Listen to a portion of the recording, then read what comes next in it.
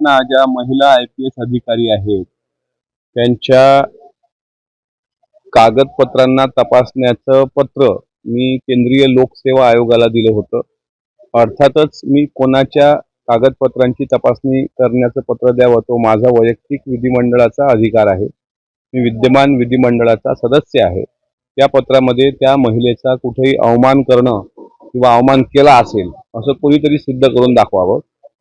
मी फक्त एवढंच माझा म्हणण्याचा अर्थ होता की आपण या राज्यात काम करत असताना एका पदावर असताना जर राज्याचे मुख्यमंत्री उपमुख्यमंत्री वगैरे तुम्हाला माहीत नसतील तर तुमचं काउन्सिलिंग नेमकं झालं की नाही म्हणून जात पडताळ प्रमाणपत्रापासून सगळ्याच डॉक्युमेंटची केंद्रीय लोकसेवा आयोगाकडे मी पत्राद्वारे चौकशीची मागणी केली।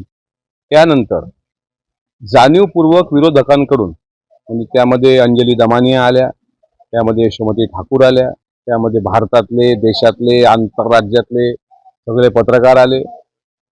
उबाठा गटाची एक सो प्रवक्ता आहे ती आली, आणखी काही महिला नेते आल्या आणि त्यांनी जाणीवपूर्वक राष्ट्रवादी काँग्रेस पार्टी आणि अजितदादांवर ज्या पद्धतीने ॲलिगेशन्स केले ते पाहून मला स्वतःला वाटलं की आपण कोणाचंही काही चुकीचं केलेलं नाही, पण जर माझ्यामुळं पक्षावर काही ॲलिगेशन्स येत असतील तर अर्थातच ती माझी वैयक्तिक भूमिका होती। पक्षाचा दुरान्वयी काही संबंध नव्हता, पण तरीही पक्षाचा एक कार्यकर्ता म्हणून अजितदादांवर ज्या वेळेस कोणी अशा प्रकारे अपमानजनक बोलत असेल तर त्याला उत्तर देणं माझं मी कर्तव्य समजतो, कारण मी पार्टीचा कार्यकर्ता आहे।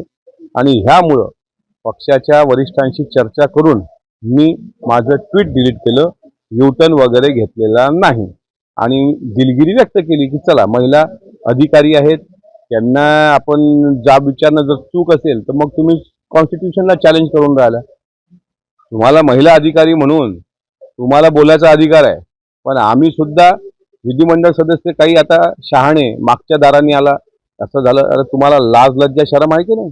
विधिमंडळाला कोणतं मागचं दार असतं? विधान परिषदेचा अवमान करताना तुम्हाला लाजानेच वाटत? म्हणजे ज्यावेळेस एखाद्या अधिकाऱ्याला आम्ही काही विचारलं असेल तर त्यात वाईट वाटण्याचं काय आहे?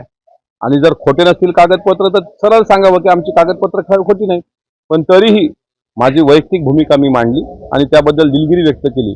पण आता हे केल्यानंतरही ज्या पद्धतीनं मला ट्रोलिंग केलं जातंय किंवा ज्या पद्धतीने ट्विटरवर अनेक वेगवेगळ्या पक्षातले फालतू लोक मला उत्तर देता येतं, पण फक्त अजितदादांच्या वर असलेल्या निष्ठेपोटी मी एक चकार शब्द बोलत नाही, पण मी योग्य वेळी बरोबर ते उत्तर देणार।